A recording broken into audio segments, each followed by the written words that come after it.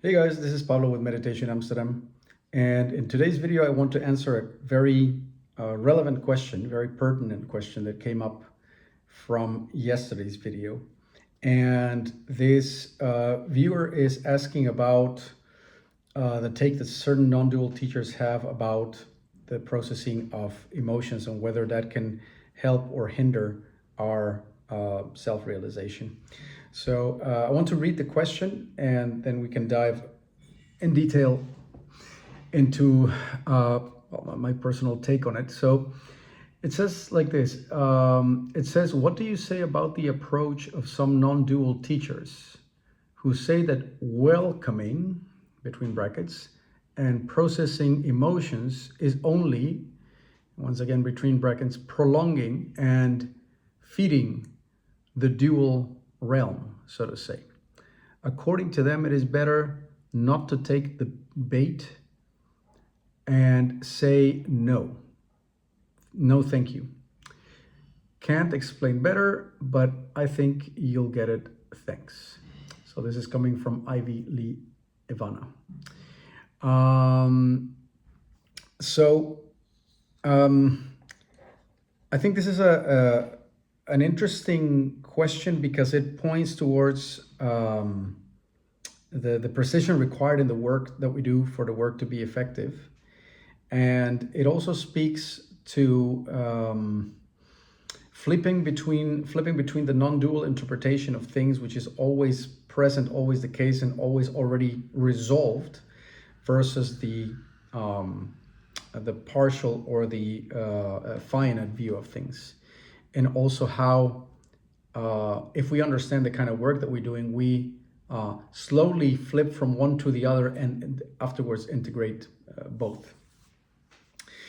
Now, so the first thing to notice here, before I dive into the actual dissecting of the answer, is that it helps a lot, and it has helped me a lot, to broaden the spectrum of research regarding self-cultivation, in order to make sure that you cover texts that are purely spiritual in nature, that you cover texts that are psychological in nature, and texts that have to do with neuroscience, and even just practical life advice. Yeah. So you want to make sure in your own journey that you broaden the spectrum of people that you listen to.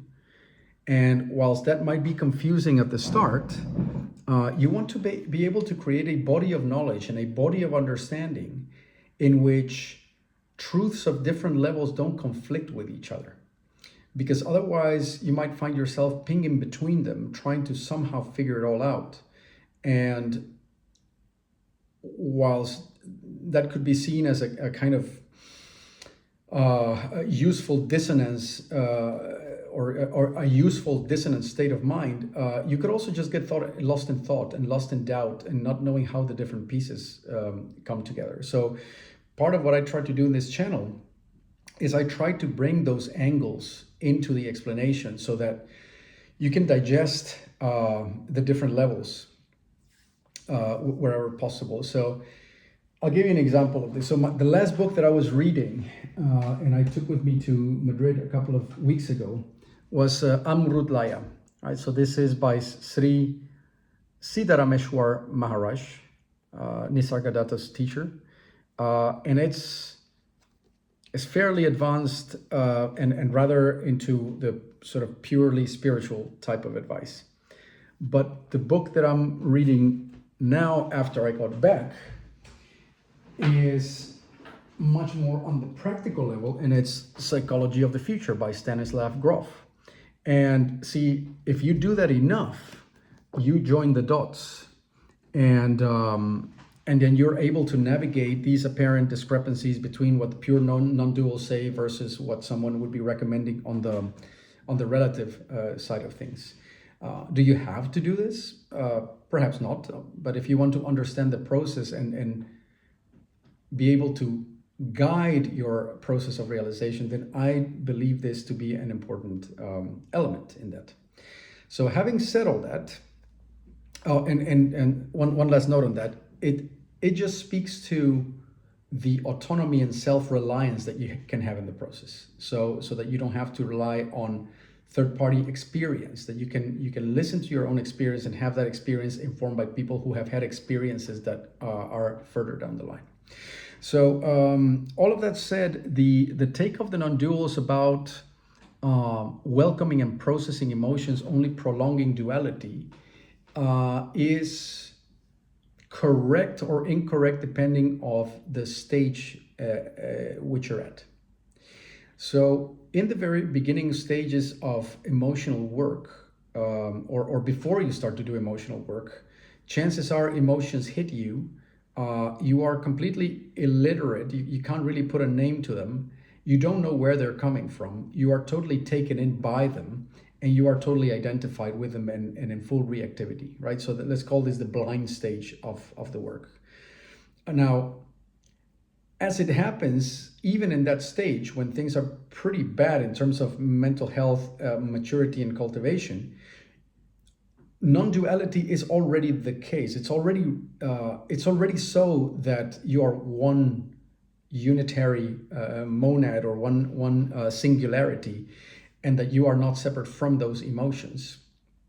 But because the lens of the mind, the lens of awareness is enmeshed with the content of consciousness, this is impossible to notice.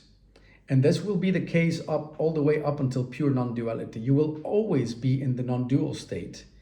But the operative question is, can you notice it? And is your system deriving the benefits from that reality? Or is it blind to it? Okay. So with that, we can kind of dispense with this notion that non-duality can be attained. But that doesn't mean that you have to dispense with the notion that non-duality can be realized. Yeah, so it can be realized. It can never be attained because it's already the case, but is it realized is the operative question there. By that same token, this notion of prolonging the dual realm is also non-operative, because if non-duality is already always the case, nothing you do or don't do is going to undo that. But what can happen, and what I presume is alluded to here, is that certain type of emotional work can bring you further away from the realization of non-duality. Now, if we get past this completely blind stage and we start to become emotionally literate and more embodied, we start to notice our emotions, we start becoming better at labeling them. You could almost see this as like becoming a wine connoisseur, right? Like when you start tasting wine and somebody says, oh, this clearly has notes of chocolate, cherry, and, cigar box or something like that, right? And you'd be like, well, it just tastes like red wine to me. But if you do it enough, then you'll start to identify and put name to the sensation. And you go, oh, this is grief. But God, I didn't know what this sort of unpleasant, vague, weird emotion was, but this is grief, and it's grief about this situation, and I can feel it in this part of the body, and it's unpleasant like hell, and I can't do anything about it, and I still wish it was going away, but I know what this is, right? So that's the literacy process starts to grow, and the embodiment process. Now, for quite a while, acquiring that embodiment, that emotional literacy, and the welcoming, processing, and allowing of the emotions is going to be a very, very productive thing to do, exceptionally productive thing to do. Because as we've said before, the problem that we have in our nervous system is not that we're not non-dual, is that there are several dams, several psychosomatic dams in the system that have been built by our body-mind to prevent unacceptable or intolerable affects from hitting our consciousness, our conscious mind. So they are repressed by the subconscious. And the literacy that we acquire and the tolerance that we develop to those affects is going to start weakening those dams, and they're going to become redundant over time so that we can feel more and more and more. But there is going to be a pivot point in this work. There are several pivot points along the line in this kind of work, and this is going to be one of them. There will come a time when your effortful endeavor to noticing emotions, journaling, trying to cultivate your focus of awareness, etc., is going to start rendering diminishing returns. And every time you make effort, is going to be effort that is made from a dualistic somebody or a dualistic self. And this is very subtle. Now, that's always been the case. The effort has always been made from an apparent self or from a dualistic self. But to say that effort was wasted or that there's no point doing it would be throwing the baby out with the bathwater. The effort is exceptionally handy. If not to make you non-dual, at least to give you a healthier life, right? So why would you say no to that? That would be just ridiculous. The problem is that because the effort is coming from an apparent somebody, all that effort done keeps feeding that identity. A couple of days ago, I believe it was Sunday evening, I published this, that's for temporal reference whenever somebody watches this later on, that's 3 videos ago. I made a video about this notion that you can go from caring about things and being worried about them to becoming the spiritual one who has the desire to not care about them, and that can become your identity. So you start playing the game of, I need to learn how not to care. And this would be the spiritual game that you play when you're processing emotions and the rest of that, right? Now, is it a bad game to play? No, it's just the game that is due to the stage that you're in. And not to play that game would be a spiritual bypass, as a matter of fact. And that's precisely the point that I was making in that video. It is not, you can't outsmart yourself. All you can do is indirectly work on clarifying your own system and resolving your own psychology and your own psychosomatic blockages to the realization of non-duality.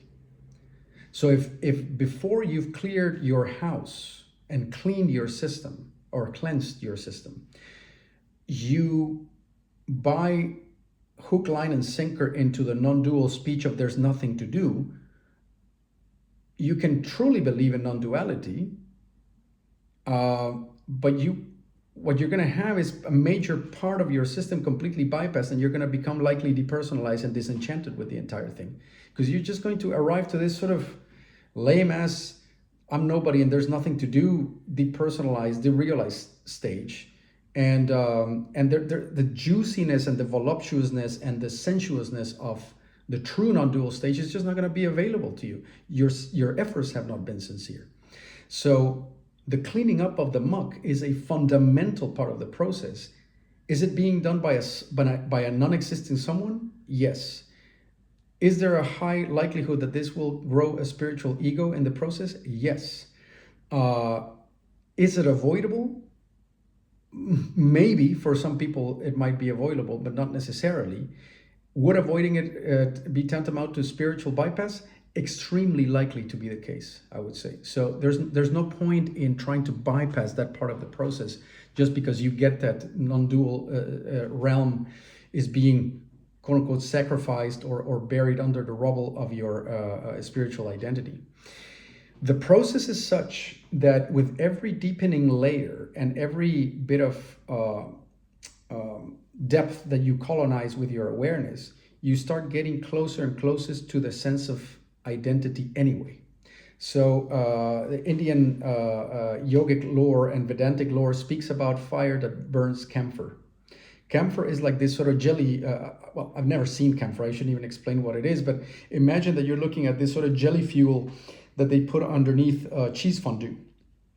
You light it up, and when it exhausts itself, there's nothing left. There's no ash. There's nothing. So the same fire that can be used to burn your emotional hang-ups and to welcome emotions and clear them out or whatever will turn eventually on itself, and it will burn the very sense of self from which the intent to clean was coming from. It just turns on itself, and in the end, there's nothing left. You read any piece of correct Vedantic literature, it'll tell you, don't worry if you develop a sense of self about this. That will eat itself up through its very efforts in the end. So it's fine. Now, it's not to say that when effortful action has paid its dividends, that we should start to keenly notice that this is the case and to back off on the gas pedal and go more into a yin or a more receptive mode of practice, in which abiding and just letting emotion be there or not be there, noticing the emotion be noticed or not noticed, having the emotion be accepted or not accepted, that becomes the game. It's a higher game, actually. It's the game of no game. You try to play that too soon, you might kid yourself in thinking that you're playing the no game, where in fact you're just doing a massive bypass that masquerades as I'm above it all already. Because the mind would fabricate such an impression. It would suppress and mask all your emotions and make you believe that you're above them or that you have nothing left to process, which is an extremely dangerous thing to do. You can create a lot of damage to your life by doing that. So with that in mind, with the notion that the mind can make the perfect facsimile or replica of I'm above it all, the safer route to take, the more sincere and in fact, I think it was Sally from YouTube as well. She had a great comment. She used the word that I'm going to try to look for now. She used the word humility. She says doubting for me is part of the humility. I think this is spot on. I called it sincerity. She calls it humility. And to me, those two are very, very tightly linked. Better go for see what you're sweeping under the rug and spend as much time as necessary doing that. Not a moment of that will be wasted. Not a moment of that, if done sincerely, will take you away from non-duality. A, because you can't be taken away from non-duality. And B, because non-duality is a realization that arises from the integration of the nervous system into a single unity, non-dual, right? All the dams that we've set up make for duality. In fact, they make for multiplicity, as a matter of fact. But if we start to eliminate those through the psychosomatic work of self-cultivation, then non-duality just arises. It's arising for me, as a matter of fact. I enter and exit non-duality throughout the day nowadays. Sometimes it's effortful, sometimes it's effortless, right? And